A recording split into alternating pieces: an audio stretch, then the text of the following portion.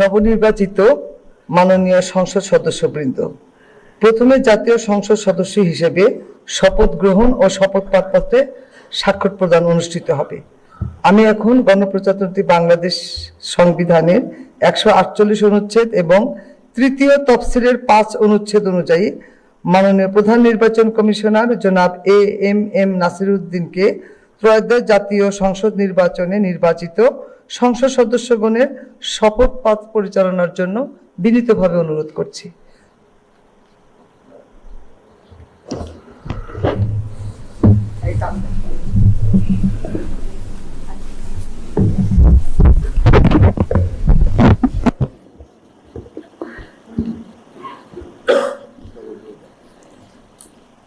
বিসমিল্লাহির রহমানির রহিম। ত্রয়োদশ জাতীয় সংসদের সাধারণ নির্বাচনে নির্বাচিত মাননীয় সদস্যবৃন্দ, আসসালামু আলাইকুম। আপনাদেরকে আন্তরিক অভিনন্দন। এখন আপনাদেরকে শপথ বাক্য পাঠ করানো হবে। আপনাদেরকে অনুগ্রহ করে দাঁড়িয়ে শপথ পাঠ করার জন্য অনুরোধ করছি। উল্লেখ্য যে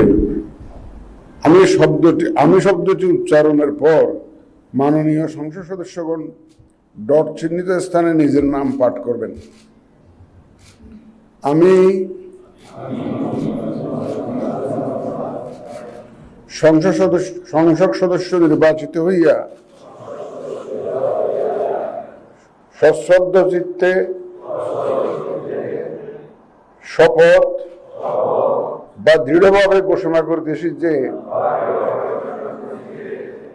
আমি যে কর্তব্যভার গ্রহণ করিতে যাইতেছি তাহা আইন অনুযায়ী ও বিশ্বস্তার সহিত পালন করিব। আমি বাংলাদেশের প্রতি অকৃত্রিম বিশ্বাস ও আনুগত্য পোষণ করিব এবং সংসদ সদস্যরূপে আমার কর্তব্য পালনকে ব্যক্তিগত স্বার্থের দ্বারা প্রভাবিত হইতে দিব না। ধন্যবাদ।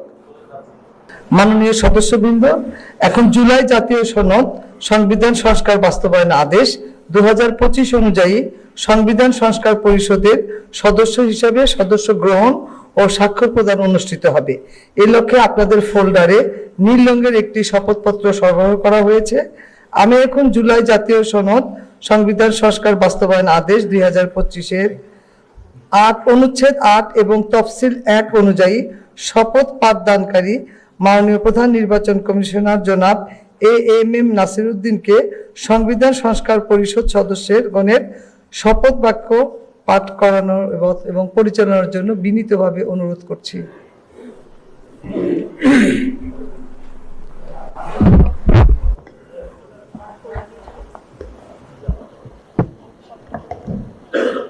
বিসমিল্লাহির রহমানির রহিম।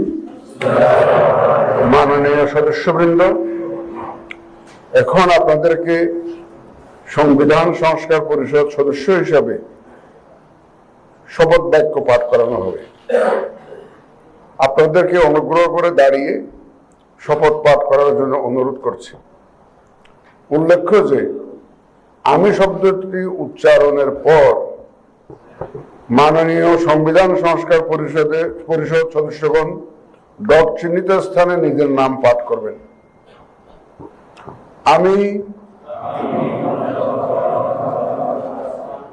সংবিধান সংস্কার পরিষদ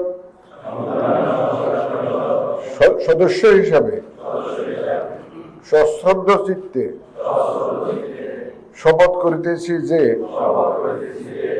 আমি যে কর্তব্যভার গ্রহণ করিতে যাইতেছি তাহা আইন অনুযায়ী ও বিশ্বস্ততার সহিত পালন করিব। আমি বাংলাদেশের প্রতি অকৃত্রিম বিশ্বাস ও আনুগত্য পোষণ করিব এবং পরিষদ সদস্য রূপে আমার কর্তব্য পালনকে ব্যক্তিগত স্বার্থের দ্বারা প্রভাবিত হইতে দিব না। ধন্যবাদ।